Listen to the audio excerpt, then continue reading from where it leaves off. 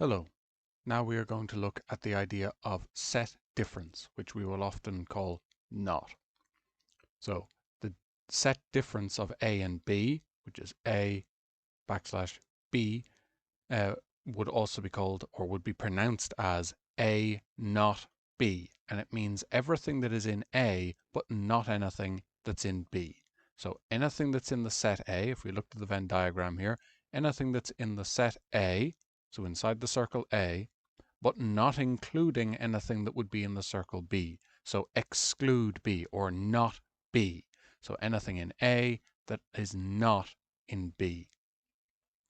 And the opposite of that would be B not A, would be all of the stuff that's in B excluding anything that's in A. So we don't include the intersection because that would be stuff that involves A, and we're not including anything from A.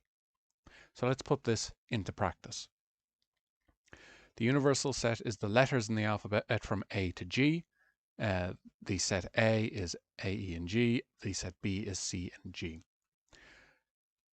So we need to translate, our first job is we need to translate this description of our set into the elements of that set. So we open up a curly bracket and we write down A, B, C, D, E, F, and G, with a comma in between each, and then close our curly bracket. And as always now, we're going to take our sets, we're going to write them into a Venn diagram, and we always start in the intersection. We always start in the absolute center of our Venn diagram. And I go to my list and I say, well, A isn't in both A and B, E isn't in both, but G is. G is in both A and B, so I would write down the element G in the intersection. So I fill that in first before I do anything else. Then I can fill in the rest of A and B. So that'll be the set little a and E. And as they're elements in that set, I put a dot next to them. And I put a C in the area that is only B. And then I go to my universe and I fill in everything that's missing. So I underline all the stuff that I've used up. So in A, or from the set A, I used little a, E, and G. And from the set B, I used C and G. So then I write down outside here, outside of A and B, but inside the universe, I write all of the stuff that wasn't used up. D and F. I put a dot next to each one of those, and that's how I fill in my Venn diagram. And if I do it in that way, I'm very unlikely to make mistakes. So let's go through a little bit of our methods. Now we have B not A. So I've written like this, it means the elements in A not B. So I open up my curly bracket for listing elements, and I am going to say B not A. So the stuff that's in the circle B, but not anything in from A. So that just leaves me with the element C. And A not B, so anything in the circle A, but I'm not going to include anything from the circle B. So that would be little a and E. Curly bracket, A, comma, E, close the curly bracket. A with this symbol in between B means A intersection B. So that's going to be the stuff that's in both A and B. Well, there's only one thing there, that's G. It's the only element that is in both sets A and B. B intersection A would be the stuff that's in both B and A. And we can see that that must be the same thing. That must be G. A union B is all of the stuff that's in A or B or both. That's going to be A, E, G, and C. And B union A would be all the stuff that's in B or A or both. And that logically must be the same list again. A complement means all the stuff that is not in A. So everything outside of A. So that would be C, B, D, and F.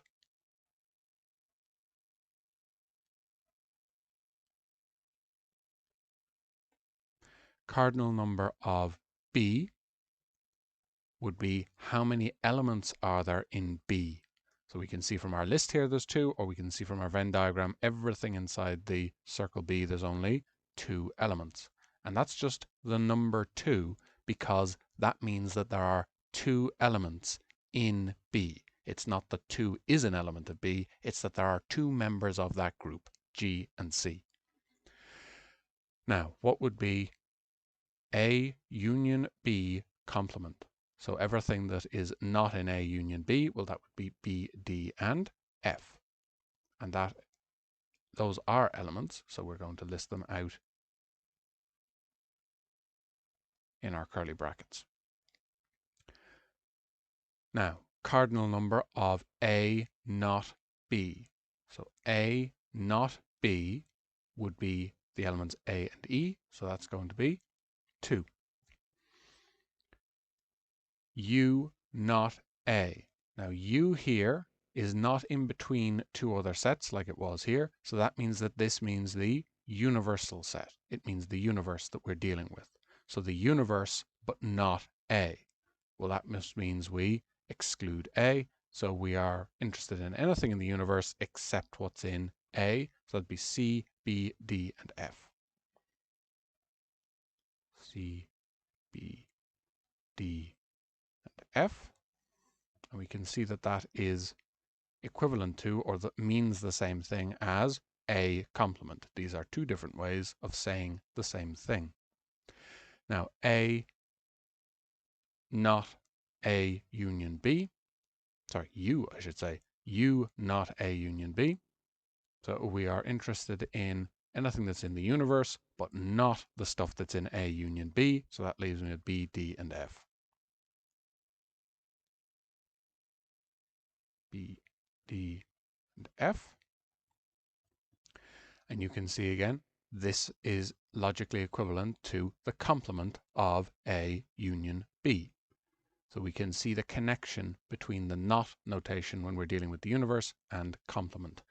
And it's good to have that understanding, that ability to link those ideas together, because we're just using slightly different notation to say the same thing. And can we understand our language at that level? Cardinal number of the universe not B. So the universe, but not B, well, there's 1, 2, 3, 4, 5 things that meet that description. And then the cardinal number of B union A complement. So B union A would be everything in A or B or both, or B or A or both.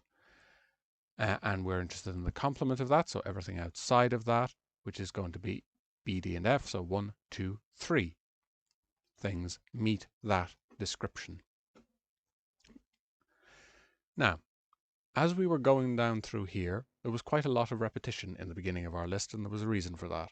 We want to discuss the notion of things being commutative. And commutative is an important idea in the basic understanding of maths, the kind of fundamental down at ground level understanding of maths. And that's, does the order of the terms, does the order of that we write our terms in matter?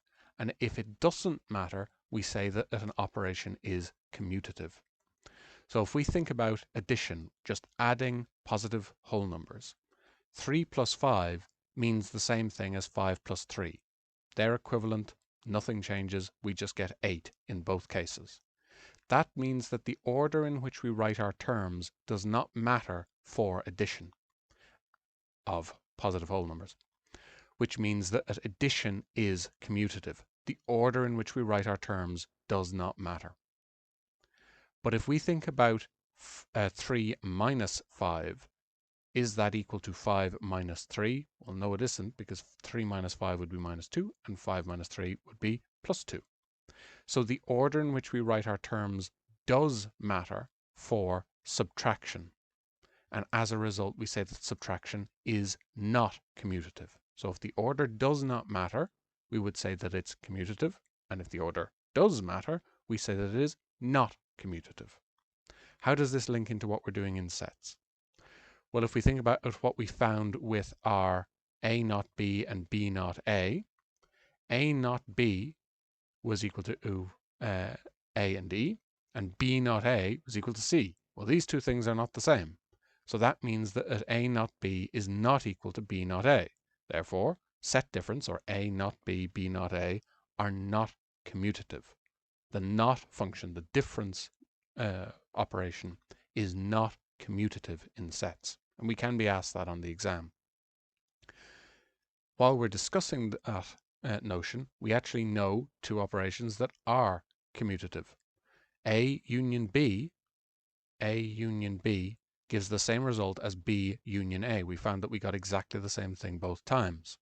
That means that union is commutative, and A intersection B, the stuff that's in A and B, or the stuff that's in B and A, that gives us the same result each time as well. So they are both commutative. Union and intersection are commutative. It does not matter whether we write A union B or B union A intersection B or B intersection A, we'll get the same answer. And as a result, they are commutative, because the order in which we write the terms doesn't matter for that operation. And that's what we need for now.